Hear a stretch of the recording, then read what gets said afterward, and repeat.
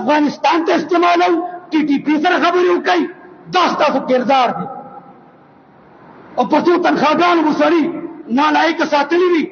موږ ته سترګې تورې کړي وي قوم نه حکومت پاکستان او د کرپټ سیاستدانانو او د کرپټ جرنیلانو قادیاني جرنیلانو هر څه وینا او پټرول سر سپین زراعت هر څه نچول کړ هېڅ نه دي پاتې موږ به ستاسو جامې وباسو دا ملک قوم ستاسو دا پوره پاکستان کې ستاسو ادارې ستاسو دغه نیست و نابود کی ستاسو دا شپږوله که طاقت دا په پیسو په ډالر حرامو او د زنا او شراب پیداوار دا جرنیلان دا حرامیان د پاکستانی قوم ته نشي ودرېدی موږ تاسو نه ښه تمې نه لرو موږ تاسو نه ښه امیدونه نه لرو موږ نه ښه امید مه لرئ تاسو یهود نصارا اسرائیل د انساني حقوقو او د جمهوریت په نوم خوشحالول غواړئ په الله او رسول تاسو نه خوشحالوئ په علماو نه شرمېږئ علماو خانقاهونو جماعتونو کې په بمونو د جمعیت په جلسو کې په بمونو نه شرمېږئ کله په یو خودکش کوئ کله په بل کوئ د دې څه مطلب دی ملک تاسو نه کنټرول کېږي نه ګاونډ اسلامي افغانستان سره تاسو دشمنی واخیستله زموږ حکومت پاکستان زموږ آرمی ټول منافقت کوي ہمارے بچے ہمارے مجاہد ہمارے قبائلی ہمارے وزیرستان ہمارے افغان امیران شاہ کے ہمارے افغانی بھائی ہمارے پاکستانی خطر بھائی ہماری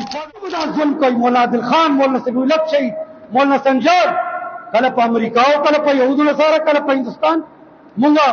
الزام لګو خپل ځان دې تیار ده ستاسو خپل ځان ته مونږ قوم پرست شو د زنیشتلیان نه به زیات مخکې لاړ شو د قبایل نه به زیات مخکې مونږ لاړ شو خو د مولانا عبدالحق مولانا سمیع الحق شهید خاندان سر به کف تاسو ته موږ همیشه پاکستان د فوج زنده‌باد وي د اصلاح خبره مو کړې پاکستان د ادارو خو مونږ ګورو چې د پاکستاني ادارو ایجنسیانو د ایم آی د آی ایس آی او د انټیلیجنس ډېر مونږ سره محبت نشته زمونږ دفاع حفاظت نه کوي زمونږ شهادت د الله په لار کې داسې پرېښی دی سیکورټي مونږ ته نه راکوي مونږ ته لارې نیسي بېګا د ماسخوتن ووتم دا وایي په 9:30 بجې کوم په برخو کې د دارالعلوم حقاني ته ښځې کښېني ښځې ناستې وي په شار ځای کې سوال ته ناستې دي دا ښځې نه دي دا حقیقت کې سړي دي دی سره دغه ډکې تمانچې دي دا د انټیلیجنس نظام دی لاړ شئ د غلو ډاکوانو کرپټو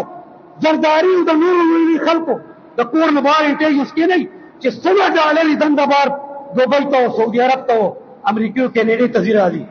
تاسو د فقیرانو او د فقیر منش خلکو د جهاد او اسلام او د غریب سره ولاړ خلکو انټیلیجنس لپاره تاسو دارالعلوم حقاني کې بندیانې کړي وي او ویډیوز جوړوئ او کیمرې مو لګولې وي او خپل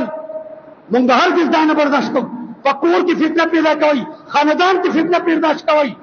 او تاسو دغه ځای کې هغه د انټیلیجنس خلک کېنولي چې هغوی په خپل خېټو په اولاد باندې ماین دي هغوی په دارالعلوم حقاني خزانې اصلاح سره کار نشته هغوی د جمعیت علماء اسلام پاکستان مولانا سمیع الحق شهید ګروپ ترقي نه غواړي هغوی د مولانا سمیع الحق او د جمعیت علماء اسلام پاکستان مولانا شهید جماعت هم ختمول غواړي دا دارالعلوم حقانیه دیوبند ثاني ختم